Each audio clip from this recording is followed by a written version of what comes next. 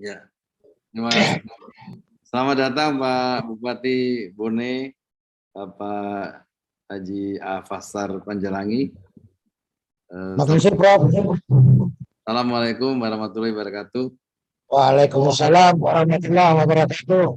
Kami dari tim panel independen, ada 11 anggota, terdiri dari Prof. Eko Prasojo, Prof. Siti Zuro, Pak Heri Riana Haja Pamengkas, Pak Rundi Sumarwono, Pak Tulus Abadi, Pak Dadan Suharma Wijaya, Pak Nur Jaman, Pak Aris Turino, Ibu Indah Sukmaningsih, Bu Neneng Gunadi, dan saya Kristiadi.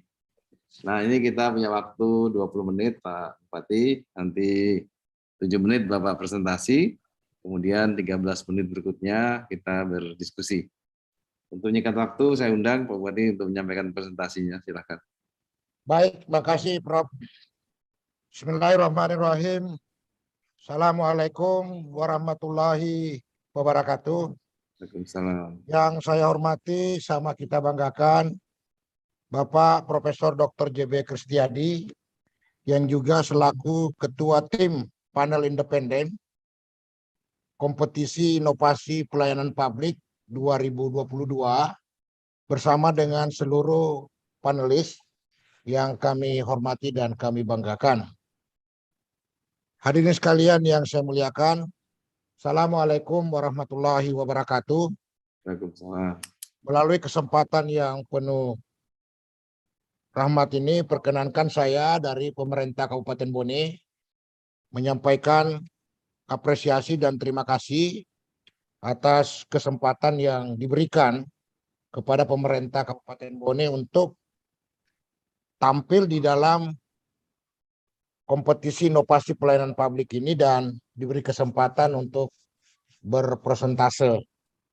Pada kesempatan ini, inovasi yang diajukan oleh pemerintah Kabupaten Bone adalah SIPK. SIPK ini adalah merupakan akronim dari Strategi Pencegahan Perkawinan Anak. Seperti kita ketahui bahwa Kabupaten Bone adalah salah satu kabupaten yang memiliki luas wilayah terbesar dan jumlah penduduk terbesar kedua di Sulawesi Selatan, sehingga memiliki dinamika yang sangat-sangat fluktuasi. Dan melalui kesempatan ini saya ingin mencoba memaparkan kenapa mesti persoalan SIPK ini yang menjadi sesuatu yang harus didorong di dalam berinovasi. Kita tahu bahwa di Kabupaten Bone ini pada tahun 2019 terdapat 746 kasus perkawinan anak yang didominasi oleh kaum hawa, ada 702 kasus, dan laki-laki 44 kasus. Dari 746 kasus ini, 30,56% adalah mendapat dispensasi perkawinan ataupun sekitar 228 kasus dari Pengadilan Agama Watan Pone. Nah, dari persoalan inilah akhirnya kita berpikir perlu ada inovasi yang lahir dari masalah ini, dan terdapat nilai kebaruan yang kita dapatkan. Yang pertama adalah terbangunnya koordinasi dan kolaborasi semua stakeholder. Kemudian dominasi Pengadilan Agama P2TP2A sebagai filter utama pemberian dispensasi perkawinan anak. Kemudian melibatkan kelompok agama, kelompok sosial, kelompok ekonomi, ataupun dialog-dialog publik yang bisa menjembatani. Kemudian monitoring SIPK ini kita menggunakan simbol botol berwarna, di mana warna merah adalah bagi anak yang tidak sekolah, kemudian warna biru bagi anak balita, dan hijau anak sekolah, dan kuning rentang tidak sekolah. Kemudian kita mencoba ada anak sebagai pelapor dan pelapor. Kemudian rekrutmen fasilitator yang berasal dari desa itu sendiri, kemudian perguruan tinggi, muslimat, NU, dan beberapa organisasi-organisasi yang dianggap bisa diberdayakan di tingkat desa, seperti PKK, Dasawisma, dan lain sebagainya. Kemudian pendidikan kecakapan hidup menjadi tambahan jam pelajaran muatan lokal di sekolah formal maupun non formal, dan dari situlah lahirlah beberapa peraturan desa tentang pencegahan perkawinan anak yang memberikan sanksi sosial. Next. Nah, implementasi yang didapatkan dari SIPK ini adalah terjadinya koordinasi lintas sektoral secara berkala dan berkelanjutan. Masyarakat melalui lembaga Puspaga sebagai focal point dari rumah ke rumah, penjual dengan pembeli di pasar dan pada saat hajatan masyarakat. Kemudian ada keterlibatan langsung dari forum anak sebagai kader sebaya dan fasilitator desa. Kemudian yang tidak kalah pentingnya adalah materi PKH yang ditambahkan selama 2 jam pelajaran ataupun 90 menit setiap minggu dilakukan langsung oleh guru PKH dan dikoordinir oleh kepala sekolah dan guru BK. Nah, dialog warga melalui kelompok yang membahas materi pencegahan perkawinan anak yang difasilitasi langsung oleh tokoh-tokoh agama, ustaz dan ustazah. Kemudian ada monitoring yang dilakukan oleh pemerintah desa dan pemerintah kabupaten. Adapun dampak yang didapatkan setelah inovasi ini, kita lihat tahun 2019 kasus perkawinan, data yang kita dapatkan dari Kementerian Agama ada 746 kasus, dan alhamdulillah kita bisa tekan pada 2021 84 kasus. Kemudian kasus dispensasi perkawinan anak melalui pengadilan agama itu 419 kasus, dan 2021 kita bisa tekan menjadi 62 kasus. Jumlah sekolah yang mengajarkan PKH yang tadinya tidak ada, sudah ada 30 sekolah. Kemudian jumlah guru PKH sebelumnya tidak ada, sudah ada 159 orang. Kemudian jumlah desa yang memiliki peraturan desa pencegahan yang tidak ada, tadinya tidak ada, sekarang sudah ada 8 desa dan semakin bertambah secara terus-menerus. Lahirnya Perda Perkawinan atas inisiatif dari DPRD, sementara berproses, dan ada dokumen terhadap PPA yang sudah dipersiapkan. Yang tidak kalah menariknya adalah forum anak desa yang terlibat, yang tadi hanya 25 orang, sekarang sudah menjadi 165 orang. Nah, adaptabilitas yang kita dapatkan, alhamdulillah, ternyata mendapat satu respon baik dari beberapa daerah, terutama di daerah Kabupaten Wajo dan daerah Luwu Utara. Yang tadinya hanya 6 desa rintisan, sekarang sudah berkembang menjadi 20 desa replikasi. Sejalan dengan prioritas nasional dan provinsi, tentu kita berharap bahwa inovasi ini bisa betul-betul berjalan secara berkesinambungan. Kemudian dibutuhkan komitmen dari kita semua, termasuk dukungan regulasi mulai dari tingkat desa sampai dengan tingkat kabupaten, bila memungkinkan kita dorong menjadi tingkat nasional. Diharapkan melibatkan masyarakat baik langsung, terutama menyangkut masa depan anak-anak kita yang kita lihat sangat-sangat berdampak. Kemudian mudah diintegrasikan dengan kegiatan lain yang melibatkan anak dan remaja. Saya kira itulah beberapa hal yang ingin kami sampaikan, dan keterlanjutan daripada program ini adalah tersedianya regulasi di tingkat kabupaten dan desa. Perda sementara berproses dan insya Allah tinggal menunggu persetujuan dari Biro Hukum Kantor Gubernur, dan Perbub sudah kita siap termasuk peraturan desa.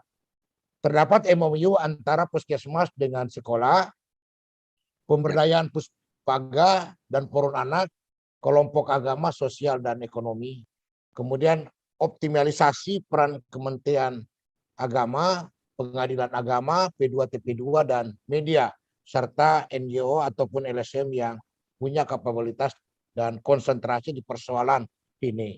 Kemudian peningkatan kapasitas guru, PKH, kemudian guru BK, fasilitator desa, Puspaga, dan forum anak di tingkat desa. Kemudian sosialisasi SIPK berjalan secara terus-menerus, dan yang lebih penting lagi adalah live streaming dan pencegahan perkawinan anak melalui radio lokal pada masa pandemi yang sudah berjalan. Saya kira itulah gambaran SIPK yang kita dorong menjadi salah satu inovasi di Kabupaten Bone. Mohon petunjuk dan penyempurnaan program ini, Prof. Terima kasih. Assalamualaikum warahmatullahi wabarakatuh. Waalaikumsalam. Terima kasih Pak Bupati atas paparannya. Menarik sekali ini strategi pencegahan perkawinan anak ya.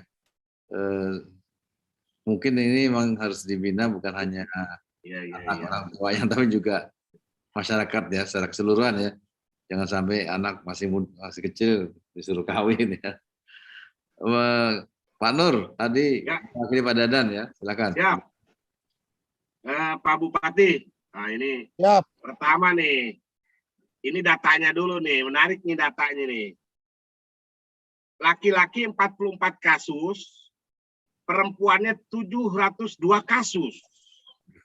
Berarti kalau kita pasangkan, ya kalau kita pasangkan nih Pak, berarti pasangannya pertama dari luar, ya kan? Jadi laki-lakinya dari luar nih Pak, pasangannya kan 700, gimana perempuan. Yang kedua, pasangannya orang yang udah tua gitu kan gitu. Pasangannya nih. Ini menarik nih angka ini. Jadi gimana ada orang tua, ada orang dari luar banyak ngambil perempuan dari tempat Bapak ini kan gitu. Mohon penjelasan nih angka ini, kenapa begini?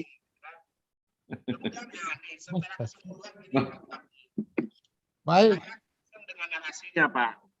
Jadi narasi yang harus dikedepankan itu bukan narasi tentang pelarangan pernikahan dini.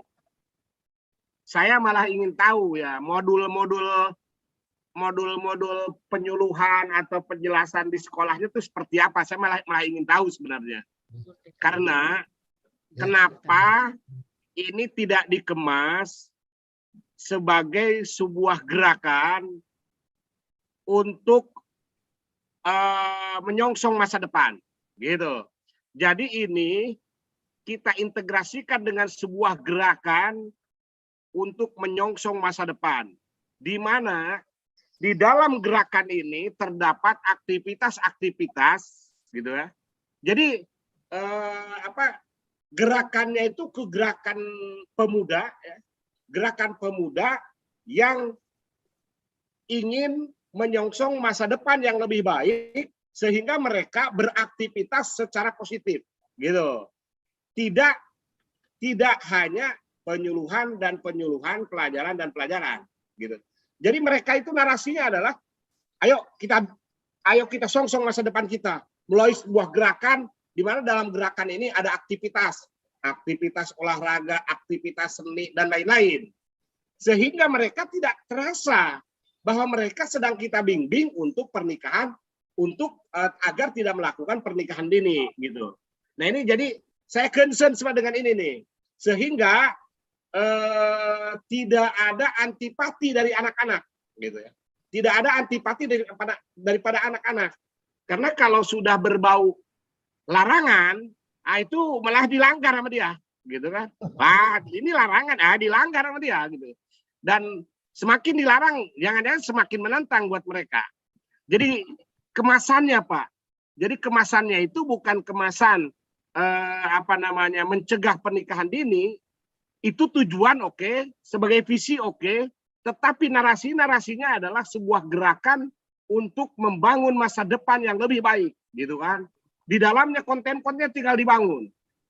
Beasiswa gratis, selama sekolah gratis, keluar dan seterusnya. Itu kira-kira. Ya silakan Pak Bupati. Baik, terima kasih Pak Nur Rahman. Saya kira suatu masukan yang sangat luar biasa bagi kami di Bone ini. Tapi kami melihat bahwa data yang kami sandingkan adalah data real. Dan itulah kondisi yang menarik bagi kami untuk bisa mengeluarkan situasi ini yang terjadi di daerah kami. Dan saya kira banyak faktor yang menyebabkan seperti yang Pak Nur Rahman tadi katakan, laki-lakinya kok lebih banyak daripada perempuannya gitu. Perempuannya lebih banyak daripada laki-lakinya. Pertama, di Kabupaten Bone ini masih menganut budaya yang patuh dan taat kepada kemauan orang tua. Dan sehingga kita dapatkan ada 120 kasus disebabkan karena faktor budaya. Kemudian yang tidak kalah menariknya adalah pemahaman masyarakat tentang kawin cepat ataupun kawin dini yang berdampak. Itu masih kita dapatkan beberapa kasus. Dan yang tidak kalah pentingnya adalah pengaruh ekonomi, desakan ekonomi, dan ada juga yang terjadi di luar kehamilan yang tidak diinginkan.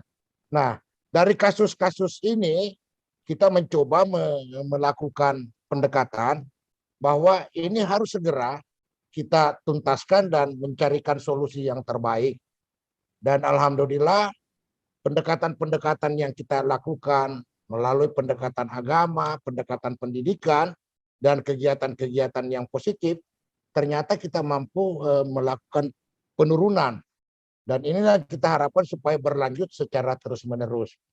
Kalaupun sesuatu yang harus kita berikan dispensasi dari Ibu Ketua Pengadilan Agama, itu sudah kita persyaratkan.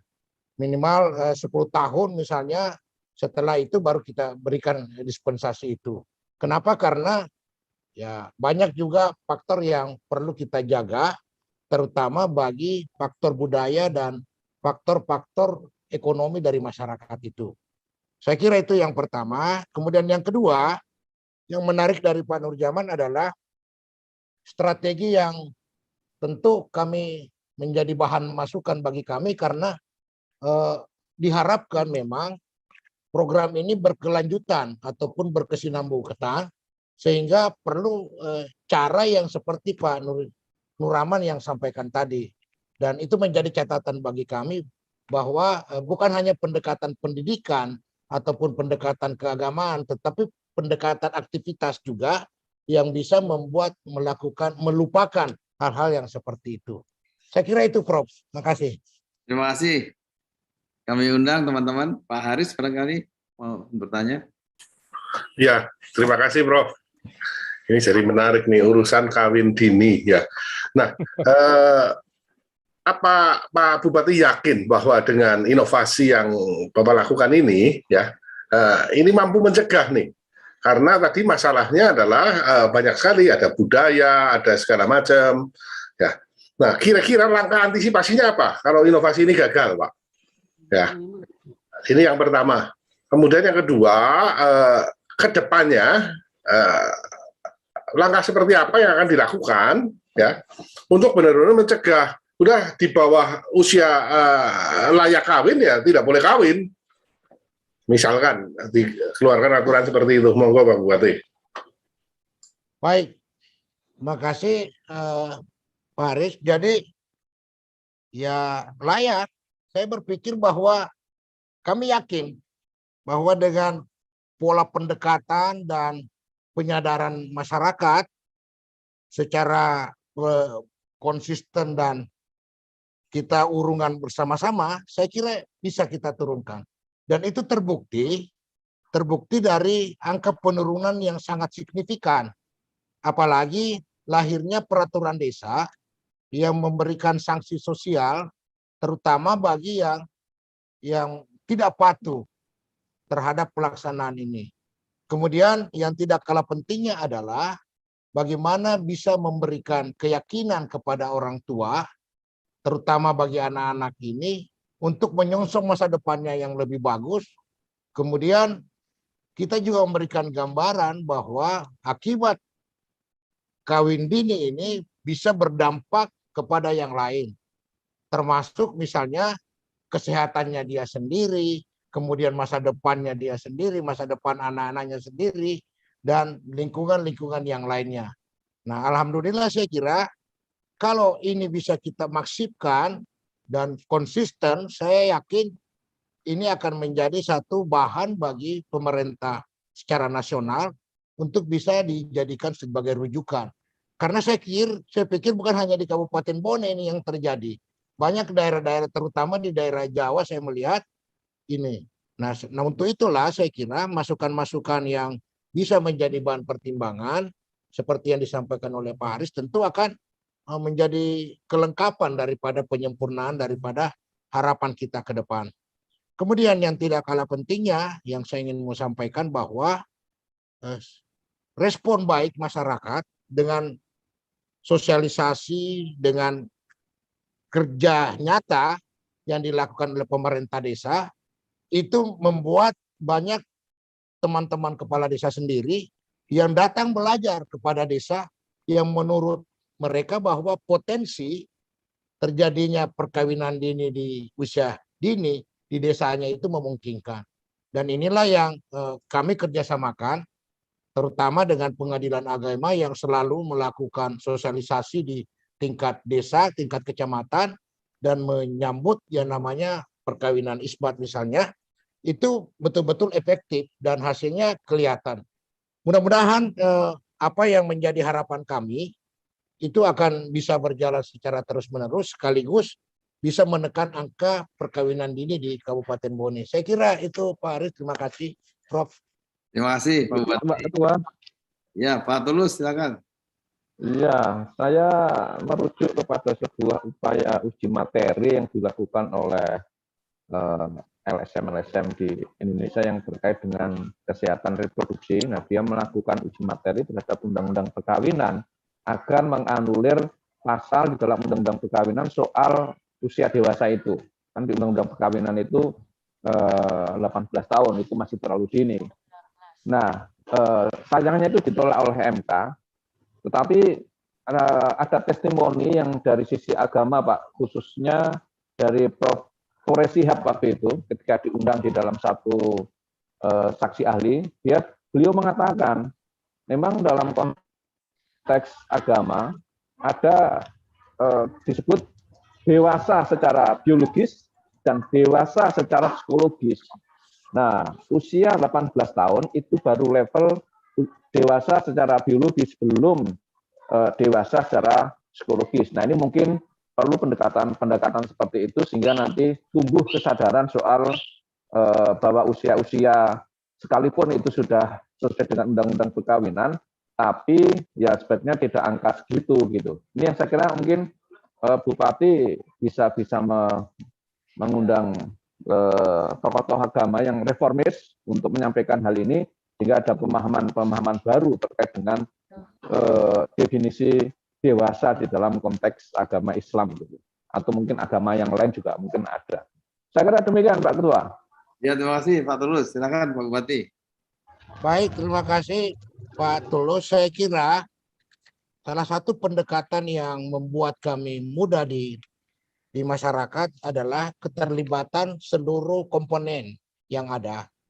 Jadi di dalam penjabaran daripada inovasi ini ada tim 10 yang kami bentuk dalam bentuk SK Bupati yang komponennya terdiri dari beberapa unsur termasuk tokoh-tokoh agama, tokoh masyarakat, kemudian teman-teman dari LSM dan media, serta yang tidak kalah pentingnya adalah keterlibatan daripada anak itu sendiri pada forum anak, sehingga dia bisa menyadari secara langsung. Dan tim ini bekerja secara terpadu dan memberikan pertimbangan-pertimbangan dan memberikan semacam solusi terhadap kasuistik yang keluar. Nah, apabila dianggap perlu melakukan pendekatan agama, maka yang domain di situ adalah tokoh-tokoh agama, Pak Kiai misalnya, Pak Ustaz, Ustazah. Makanya di kami ada poin Ustazah yang sudah kami bentuk dalam bentuk buku panduan, di mana buku panduan yang kami buat ini dikhususkan bagi tokoh-tokoh agama ataupun Ustazah untuk bisa dijadikan pedoman di sekolah-sekolah ataupun di tempat anak-anak kita. Dan semuanya sudah kami buatkan dalam bentuk brosur, bahkan ada buku pedoman yang kami buat untuk pendidikan keterampilan hidup bagi anak-anak kita. Sehingga jam waktu yang disiapkan itu betul-betul dimanfaatkan dan digunakan. Dan yang tidak kalah menariknya Pak Ketua, saya kira adalah kemauan anak itu sendiri mencoba keluar dan tidak melihat kondisi-kondisi yang sudah ada. Dan kita memberikan gambaran bagaimana masa depan yang bagus dengan melakukan kegiatan aktivitas yang positif dan kelihatan saya lihat direspon dengan bagus. Namun pun demikian, yang menjadi problem utama dari kami adalah menyadarkan orang tua yang memiliki budaya cepat kawin, cepat rezeki katanya. Nah, ini yang kita mau lakukan dan alhamdulillah pendekatan-pendekatan itu dilakukan oleh beberapa kelompok yang bisa menyentuh langsung mereka. Dan itulah yang membuat ada hasil yang signifikan yang dari 2019 ke 2021 yang sangat signifikan. Dan saya berpikir bahwa kalau ini dengan semangat, kemauan yang kuat, ini kita bisa tuntaskan dalam waktu yang tidak terlalu lama di Kabupaten Bone ini. Dan kelihatan hasilnya karena kesadaran antar desa, antara kepala desa dengan kepala desa untuk selalu berkoordinasi, kemudian bekerja sama dengan pimpinan-pimpinan kecamatan sehingga sangat mudah disosialisasikan dan menyampaikan pesan kepada yang bisa berpengaruh terhadap persoalan ini. Saya kira itu, Prof. Terima kasih. Terima kasih Pak Bupati, luar biasa ini. Ini saya kira tugas mulia juga ya. Tapi mungkin juga akar permasalahannya perlu diatasi juga Pak. Kan tadi Bapak bilang masalah ekonomi antara lain ya. Mungkin nggak itu kalau supaya memberikan kesibukan gadis-gadis yang mulai remaja ya, dikasihlah pekerjaan-pekerjaan magang, pemagangan di kantor-kantor desa, kantor puskesmas, kantor ini, dikasihlah uang saku dikit-dikit dengan subsidi dari Pak Bupati, sehingga dengan demikian masalah ekonomi bisa teratasi sedikit lah, sehingga orang tuanya tidak mendorong-dorong untuk dikawinkan anaknya. Kira-kira mungkin begitu ya Pak Bupati. Baik. Oh iya, baik Prof. Saya kira di tim ini ada juga namanya tim Spaga yang pemberdayaan keluarga itu didominasi oleh kelompok-kelompok emak-emak yang sudah diberdayakan, misalnya melalui PKK, Dasa Wisma, kemudian tokoh-tokoh keluarga yang berpengaruh di desa itu. Inilah yang banyak melakukan pendekatan-pendekatan kepada orang-orang tua yang masih menganut budaya-budaya dulu itu. Ya. Dan alhamdulillah saya kira dengan pendekatan seperti itu mereka bisa menyadari dan pelan-pelan. Memang yang biasa menjadi satu hal yang sedikit agak sulit apabila desakan ekonomi itu terjadi, makanya kita carikan solusi dengan cara pemberdayaan mereka melalui kelompok tani. Apakah kelompok tani wanita ataupun kelompok tani yang ada, ataupun kita berikan modal usaha yang sudah berjalan seperti ini. Dan bagi anak-anaknya kita berikan beasiswa untuk bisa melanjutkan pendidikannya. Dan itu hasilnya saya kira sangat-sangat mujarab dan bisa menyadari. Bahkan ada salah satu sampel yang saya sendiri lakukan itu, saya sekolahkan anaknya dan hasilnya alhamdulillah dia sekarang sudah bisa mengabdi. Dan itu satu bentuk pendekatan yang kami lakukan di Kabupaten Bone untuk mengangkat anak angkat bagi anak-anak yang ada di desa yang tidak punya ekonomi bagus, tetapi ada kemauan sekolah untuk menghindari terjadinya perkawinan dini ini. Seperti itu, Prof. Baik. Terima kasih. Terima kasih Pak Bupati dan para inovator. Terima kasih atas inovasi dan presentasinya. Kita berikan tepuk tangan untuk Kabupaten Bone. Terima kasih. Kita terpaksa harus berpisah di sini, Pak. Walaupun masih kepengen tahu ya hal-hal yang sedang berkembang di sana. Baik, kita berpisah. Sampai jumpa. Selamat, sukses. Assalamualaikum warahmatullahi wabarakatuh.